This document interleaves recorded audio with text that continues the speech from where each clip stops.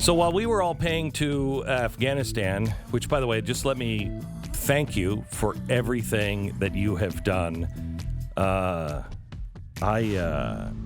am. It's bothersome to me that I am getting any credit for any of this.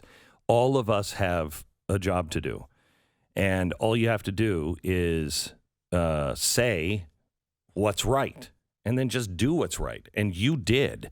You gave. I suggested, you gave. And then other people are out there doing all the work to save. And it's an amazing team effort. It really is. And it's not just the Nazarene Fund. There are several groups that are all working together in tandem. And in just one airport, just one weighing station, 12,000 people were rescued that were not going anywhere. It's remarkable. We are not going to be talking about any rescue efforts for the time being. Things have changed dramatically on the ground, become much more dangerous, and we don't want to give the Taliban any tips on where people might be, what we're looking for in numbers, or anything like that. So we're going to be silent about rescue tips. Do not mistake our silence for inaction. We just cannot talk about it. It is far too dangerous now. Things have changed. We'll give you the updates as we can. But as everybody was following this over the weekend, there's been some other things that have happened. For instance, Twitter has permanently banned Alec Berenson. He is a guy who is anti-COVID vaccine. Yeah, I don't think he would describe himself that way, but he's been very skeptical about COVID, the mainstream coverage of COVID and the mainstream coverage of the vaccines. Okay, he said, according to him, COVID vaccine, it doesn't stop infection or transmission. Don't think of it as a vaccine. Think of it at best as a therapeutic with a limited window of efficacy. I kind of agree with that. It's like the flu vaccine. It might be geared to the current flu, but it's not going to cover you forever. The flu is constantly changing. The same thing. We're going to live with COVID forever. The idea of wiping it out is ridiculous. It's not going to happen. I think you can agree or disagree with Alex on a lot of the points he makes, but to be banned from Twitter because you have a different take than whatever organization is fact checking these claims, I mean, it's insane. And so the Taliban is still okay on Twitter. They're a great follow, Glenn. I mean, that's crazy. You should see their TikTok page. It's great. It's great. The dances they all do in unison. Okay. On Thursday, Google took aim at the Gateway Pundit. Now, this is a site, conservative, ranked top 200 U.S. websites. You may not agree with what they print, but Google has now permanently demonetized them. So, in other words, they've just shut their business down. You can't make any money. So, Google demonetizing, I don't know the back end of that as well, but is that basically saying that they can't hold ads that go through the Google Ads servers, basically? Yeah. And that's a lot of money. Yeah. That's a lot of money. Businesses structure their business completely around those. Yeah, that was one reason why we're a subscription service and an ad service, because one of those is going to come to an end. And if apparently people like, Citibank have their way, both of them would come to an end because there's one other. There's one other that really I think is the most disturbing. All of these are disturbing. But the third weekend victim of the purge is the former director of the Defense Intelligence Agency and Trump National Security Advisor, Michael Flynn. Now, Michael Flynn has already been wronged. He already has been cleared of all of the stuff that they said. It was completely bogus what they said about Michael Flynn. Completely bogus. but he just got a account notice from Chase Bank over the weekend, and here's what it reads. After careful consideration, we decided to close your credit cards on September 18th, 2021, because, listen to this carefully, this is the Great Reset. Because continuing the relationship creates possible reputational risks to our company. Wait, because General Flynn might be charging a stay at the Holiday Inn Express, that somehow or another is going to risk their reputation of Chase Bank? Just let me remind you, J.P. Morgan Chase, you know, the one that just wrote almost $1 billion check. Let me get this right. Almost wrote $1 billion check to resolve federal wire fraud charges because the company, in a separate criminal scheme, defrauded the precious metals and U.S. Treasury markets. That company is worried about doing business with Michael Flynn. Come on. Obviously, in reality, there's no reputational risk to them for having Michael Flynn have a personal credit card.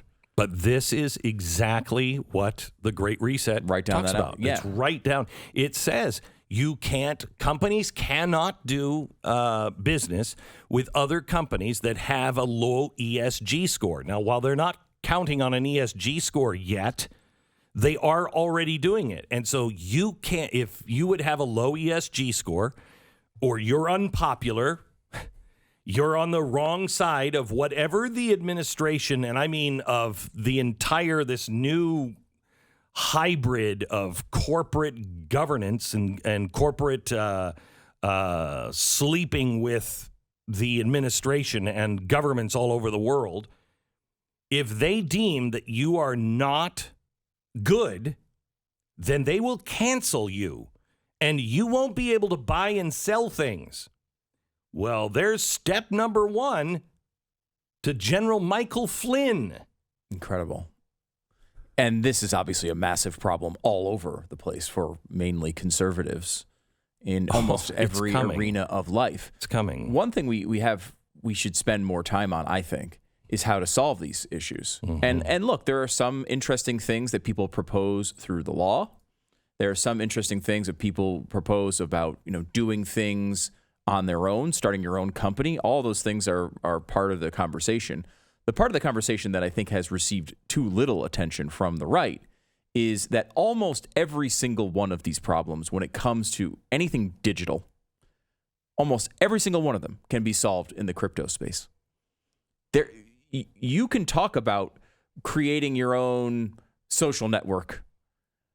But again, as we've seen with places like Parler, you start it and then, you have all these overlords that can shut it down. When it comes to the crypto space, it's basically impossible to do this. When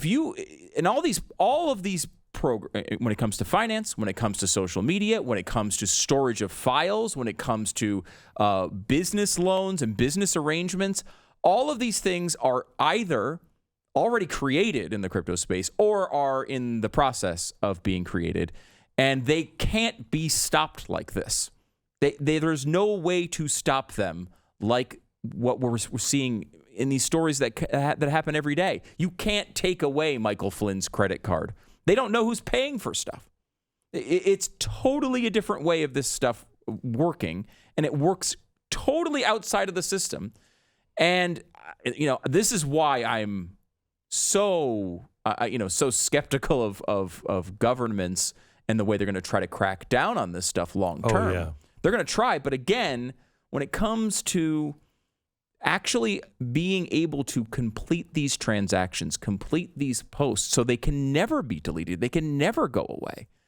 All of that is already available with cryptocurrency and the not just the currency part of it, blockchain, but blockchain. And it's all protected and everlasting.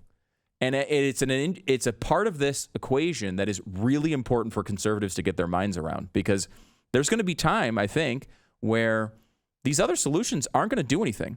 We can talk about changing the law, but we've seen what happens with the law. We have absolute rights that are violated all the time. You think some little, communication section adjustment, it may help at some point. I'm not saying it's totally wrong to look at those things, but like long-term, real, life and death type of issues, a Section 230 tweak is not going to bring us to the promised land, nor is even bringing up building your own company. So let me pose an impossible question and get your answer on it. I know my answer, but it's one that I'm really not comfortable with, but I think it has to be done. And I'd love to hear your solution, because it is one that is currently kind of on the edge of going mainstream. And it is just, okay, Mr. Constitutionalist, what do you do? Does a company have a right to say, no shirts, no shoes, no service? Yes. Do they have a right to say, anyone with a blue shirt cannot come in? Be a strange business choice, but yes, they could theoretically do that. Do they have a right to say, I'm not making a gay wedding cake? Yes. Do they have a right to say, I'm only making gay wedding cakes? Yes. Okay. Do they have a right to say, I'm staying open, you can't close me down because of COVID? I would argue yes. Do they have a right to say... Something's coming. Yeah. Do they have a right to say, only vaccine people can come in to our store? Only vaccinated people. Only vaccinated people. Only people who have been vaccinated. I think I would argue yes, even though I think a lot of the audience would disagree. I think they would too. And I would agree with you that, yes, you can't say it's constitutional on one side and not on the other. With this caveat...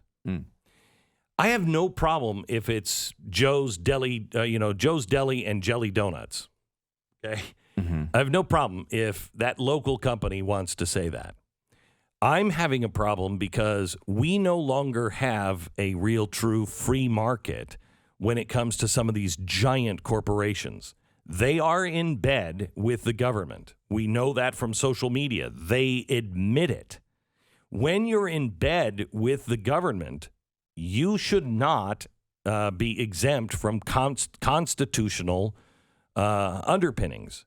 You can't violate the First Amendment. We know that Google and Facebook and Twitter, they all are in and have said that they're in with the government.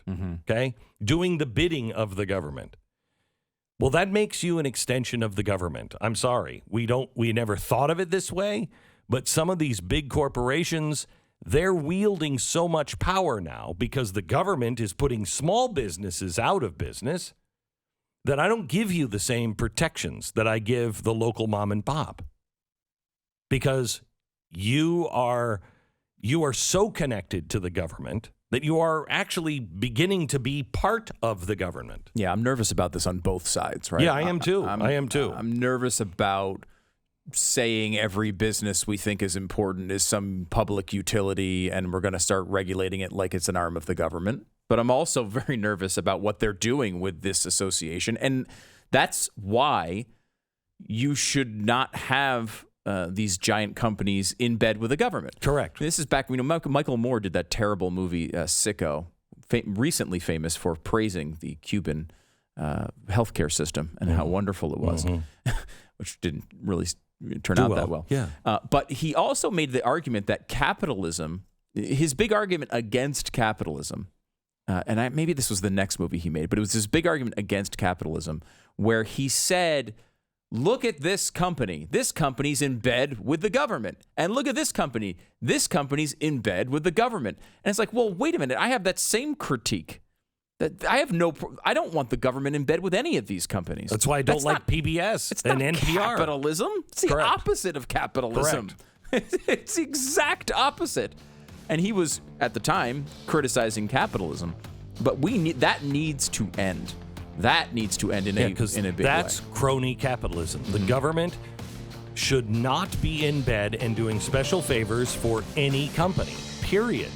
And until that time, I kind of feel that, forget Section 230.